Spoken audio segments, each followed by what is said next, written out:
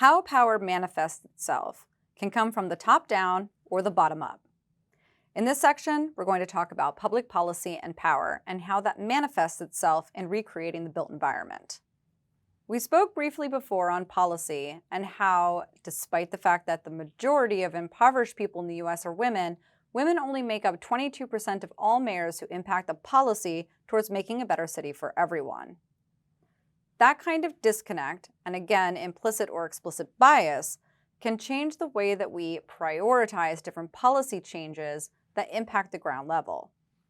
Mayors, as they represent a diversity of individuals, must also come from a diversity of backgrounds.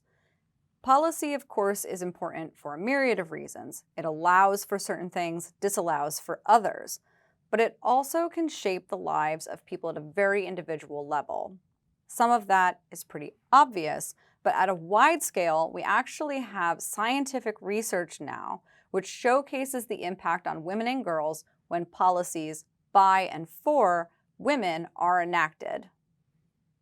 In 1980, Iceland elected the first female prime minister, who immediately set to work creating social change for her country. An executive manager of the Icelandic Women's Rights Association summarizes the impact as such. There is absolutely no doubt that there is an equivalency between more gender-balanced political representation and better policies for women. Parental leave, daycare, and gender pay gap, none of which were seen as major issues before women ran for parliament.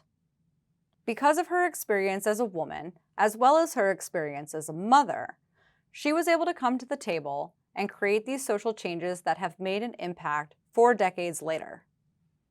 We also know from research, and especially that of Holly Carroll's Stop Street Harassment advocacy work, that when boys are taught gender equity principles at a young age, there are lower levels of sexism and violence against women in that society.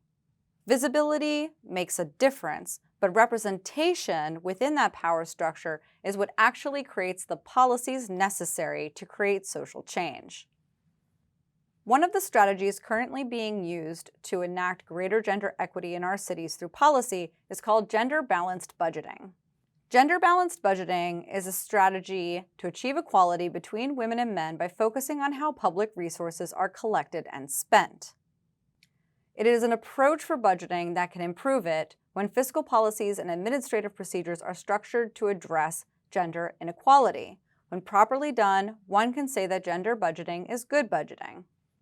Though it seems perhaps a bit boring, understanding the way in which a budget impacts gender is obviously impactful upon society, and our cities in particular.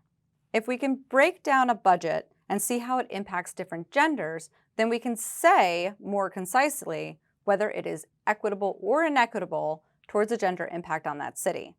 If we know that men are driving more often than women, for instance, and we can see that transportation budgets are going more towards highways than not, then we might be able to infer a gender impact in assessing that critically. Similarly, if we have an incentive to create a gender-balanced budget, then we can from the start state clearly how a budget's going to impact gender and in what way. By assessing the inequalities, you can reposition the budget in order to impact more appropriately the individuals who have been underserved. Many of these changes take time to see the effects.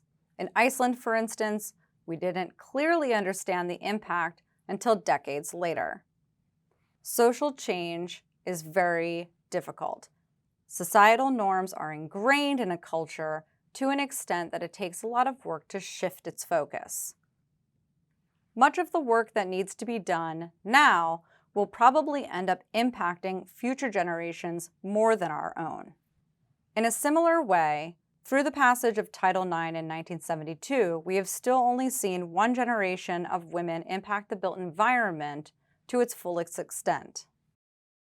Unfortunately, sometimes protest is also necessary to push these policy developments in the right direction. Oftentimes, this is because it takes time for an individual to reach a position of power before they're able to actually impact the place itself. I find it incredibly hopeful to understand that these young women could in fact be future planners and make an impact, but there has to be something done in the more immediate term to set the stage for them to succeed. In some respects, policy even has to be loosened to allow for a greater level of right to the city by the people themselves so they can shape and manage the built environment to their own needs. This particular example in Malmö, Sweden, actually showcases a young woman with the ability to grow up in that place and change the park herself. Dubbed the People's Park, the policy has been loosened from the top-down perspective to allow for a greater level of grassroots organization and control over that space.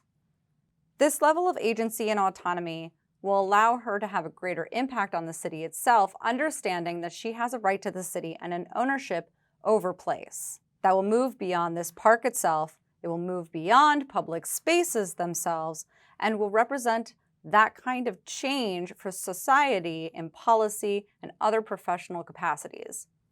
The work that is done to shape a public space from an urban planning perspective or a policy-making perspective, that kind of work is essentially laying the groundwork for other people to feel confident in their urban environment. More than just safety and more than just lighting or surveillance, that kind of ownership over public space is crucial to making a good space for everyone.